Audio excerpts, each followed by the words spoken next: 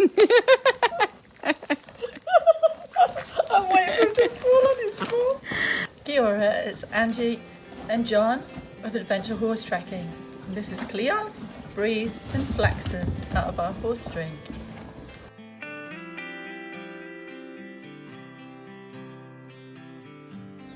Adventure horse trekking, we started 10 years ago. We started breeding the horses, the station bred horses.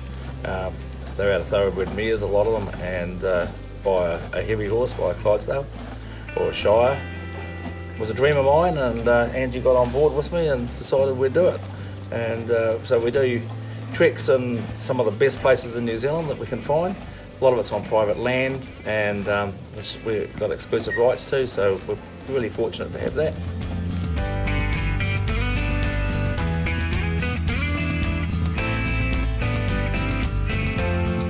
So we chose some of the most beautiful places in New Zealand to take people on trails.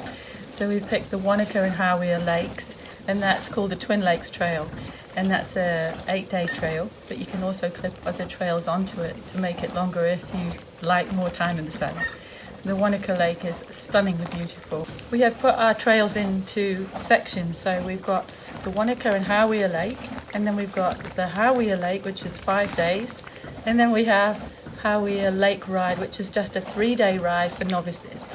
The difference between them is on the 8-day trail we have pack horses for the first 3 days, so people can experience the pack horses, and then we do a 5-day trail which people can canter and trot along if they want to, or if they just want to amble along, that's fine. You don't need any previous experience.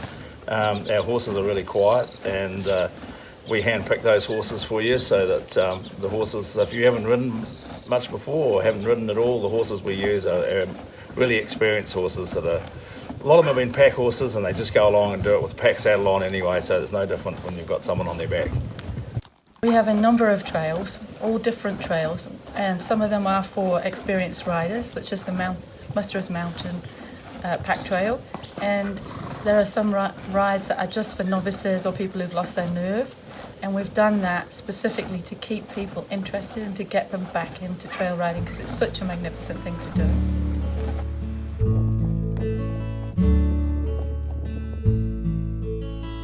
Maestros Mountain Pack Trail is John's absolute favourite trail. Yeah, I like it because I love the packing side of it. We're in some magnificent country that I've only lived 2 hours away from where it is, and I didn't believe the sort of country it was until I got in there, and I was amazed at what it was. And we've had people come from all around the world and do that trail with us, and they were all blown away by it. It's a sense of achievement because they've been mountain climbing on horseback, and it doesn't matter if you've got severe disabilities, and we do have some ladies that ride that way. They can still ride a horse into those magnificent places, and their face is just ecstatic when they come out. And they write to me probably weeks later saying they're still on a high from it. So it's an amazing trail for self-achievement, a feeling of self-achievement. So I've tried to breed these horses to what our forefathers bred for this country. They're all sort of half and quarter drafts, and they're really cool horses. And when I say cool, I mean they're not hot-blooded, so they're really sensible. And when I look back at what those old fellas done with their horses, and we're doing similar things with them now, for me, I get a buzz out of that. And when you're riding around the side of a mountain on a little track this wide and it drops down, you can't afford for things to go wrong, and the horses just do it in their stride. And people are challenged by it. And when you get in at the end of the day, after you've done that particular day that I'm talking about, people are, like Ange said, on a high. And that's why I love it. Those trails that John's talking about through the mountains, they're the historic pack trails from New Zealand's past, pioneering days, from the time of the gold miners and the settlers and the Maori hunting parties. And it's just amazing to keep using them and think that you're in the footsteps of those people so many years ago.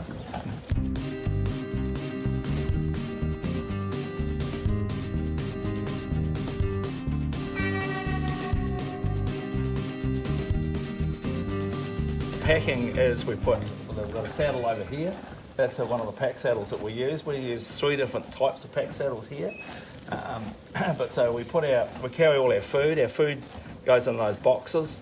and depending on how many people we take, but we might have 3 lots of horses with those pack boxes on them, and another 2 horses with all our with some tents in it, and our clothes and sleeping bags. So they carry all our gear.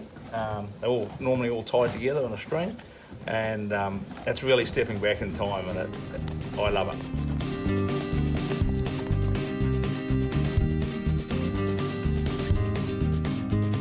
So our accommodation is really historic, and it's part of the trail itself, so we're trying to encompass everything. So you've got the landscape, you've got the food, and then you've got the accommodation. So we've got everything from 100-year-old musterers' huts, which are pretty basic, in the mountains or in the valleys. And then we've got shearers' quarters, which the stations use when the shearers are there shearing the sheep, and lovely big cook shops with those. And then we've got hotels, or historic restored cottages in St. Bethans or in Lake Hawea, depending on where we are and what location. So as you're going along the journey, you're experiencing the experiences of the place and the history that it's steeped in.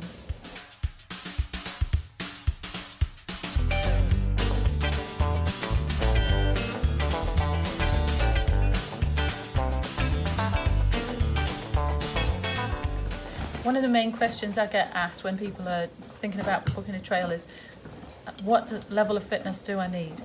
Now, look, John and I through the winter we do a bit of yoga. We'll go for a walk for 20 minutes. We have some older people in their 70s and 80s, and they go to the gym once or twice a week. Some of them will go swimming.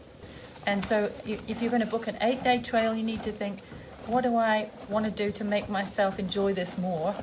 So even if it's just a 20-minute walk every day, or one of those bikes, we've got an exercycle bike, we get on that, and I do 10 minutes in the morning, and I do some sit-ups on the sit-up machine that I've got, that we all see. And I'm going to start.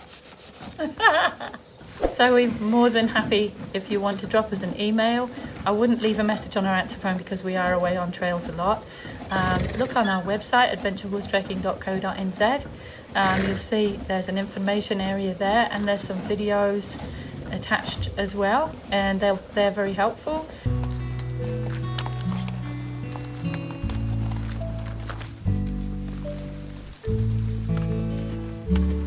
One of the reasons that I would choose our company is because we have a heart, and we're passionate about what we do, and we're passionate about the people who come and the people who work for us.